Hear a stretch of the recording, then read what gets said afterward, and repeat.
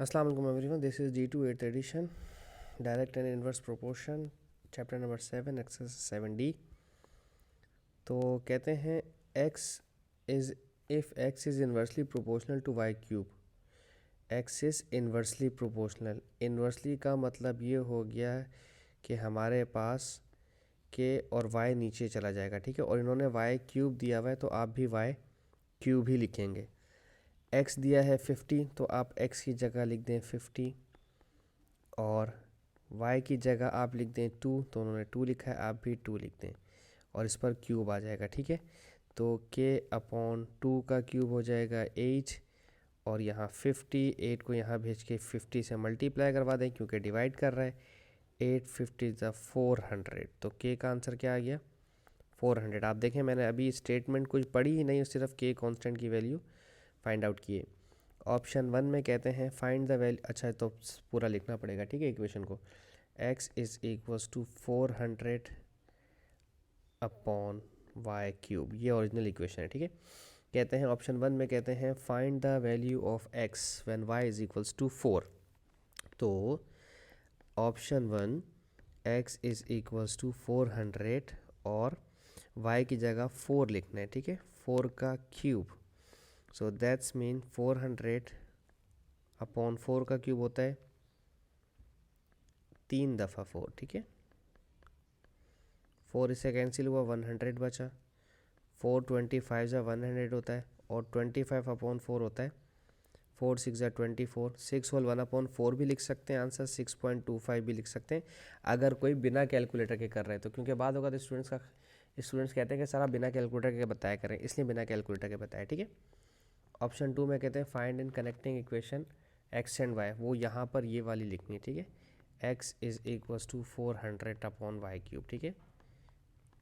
ये वाली स्टेटमेंट इन्होंने मालूम करने को नहीं कि मैंने शायद पीछे क्वेश्चन में ये बिना इसके मैंने आपको करवाया भी ये काम, ठीक है। अब लास्ट है 3, calculate the value of y when x is equals to 3.2। Okay, third option के लिए दोबारा इक्वेशन लिखें, x is equals to 400 upon y cube, x की जगह लिखें 3.2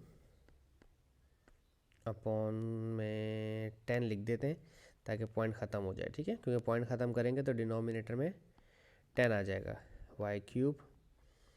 ओके 400, ये जो 10 डिनोमिनेटर में है राइट साइड पे जाएगा तो मल्टीप्लाई होगा और ये 3.2 जो अब 32 बन चुका है ये यहाँ नीचे आ जाएगा, ठीक है, और वाई क्यूब इधर आ जाएगा। तो 8 4 ज़ा 32, 8 5 ज़ा 40, 0 का 0, ठीक है।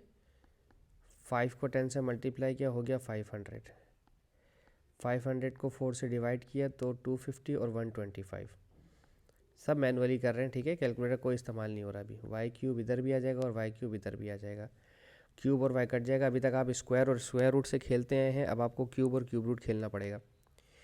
तो 125 जो है 5 का क्यूब होता है 125, 5 5 ज़ा 25, 5 ज़ा 125, ठीक है। तो ये आपका इस तरह से क्वेश्चन नंबर 1 कंप्लीट हुआ है, ठीक है। अब हम देखते हैं इसका क्वेश्चन नंबर 2।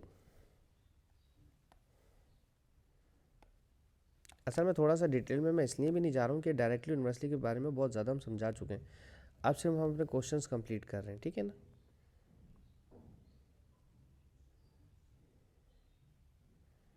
ओके, लिखते हैं if z is inversely proportional to root of w। Okay, z is equals to k upon square root w। अच्छा, पॉसिबिलिटी है कि कुछ टीचर्स आपको k is equals to direct z root w भी लिखवाएं, ठीक है, उससे कोई फ़र्क नहीं पड़ता, ठीक है। मैंने सिर्फ इस तरह से सिखाया है कि जब डायरेक्टली हो तो आप ऊपर इक्वेशन आएगी, इन्वर्सली हो तो इक्वेशन डिनोमिनेटर में चली जाती है, इसलिए मैं ऐसे करवाता हूँ। z की जगह 9 और w की जगह भी 9 लिख दें, z है ठीक है जी, z की जगह भी 9 लिख देते हैं और के रूट ऑफ w की जगह भी 9 लिख दें, ठीक है।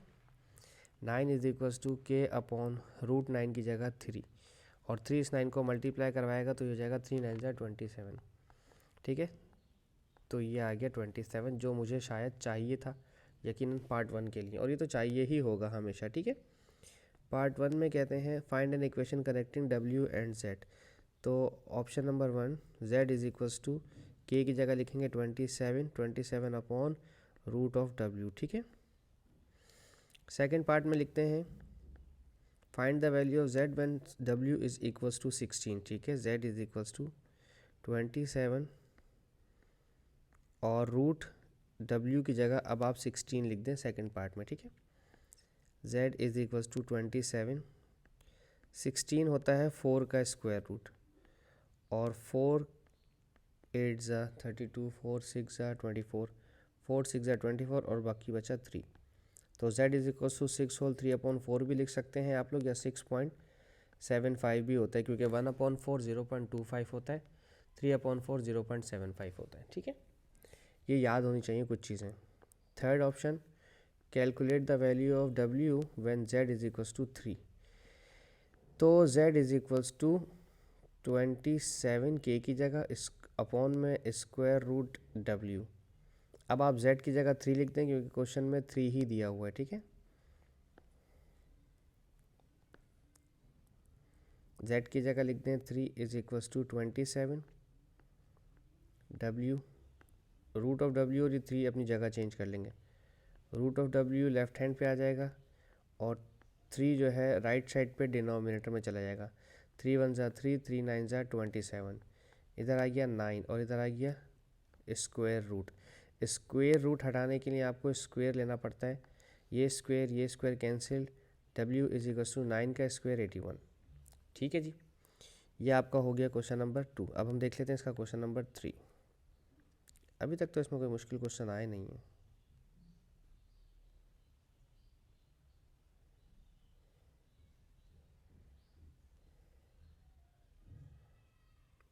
नाम लिया और हाजिर हो गए।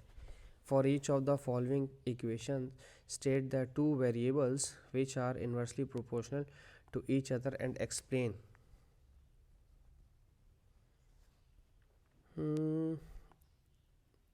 हमें सिर्फ इन्वर्सली प्रोपोर्शनल बताना है, दैट्स इट। तो ये तो सारे इन्वर्सली प्रोपोर्शनल लग रहे हैं मुझे। अगर आप देखें इसमें कोई भी डायरेक्टली नहीं लग रहा, देखें ना सब में। अगर आप ऑप्शन नंबर ए को देखें, ऑप्शन नंबर ए में लिखा हुआ है y is equals to 3/x square. तो आप क्या लिखेंगे,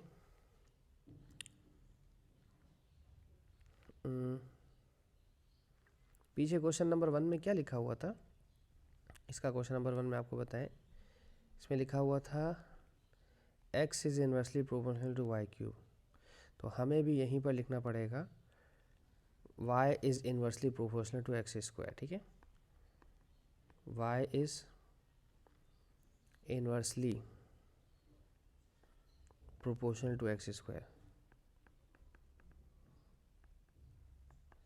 लेकिन यहाँ सवाल इन्होंने कहा है कि for each of the following equations state the 2 variables, variable तो आ गया y और x square, which are inversely proportional to each other, explain y।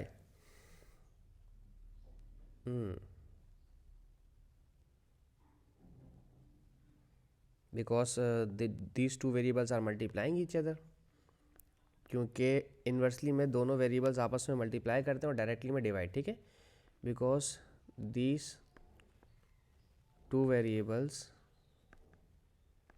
Are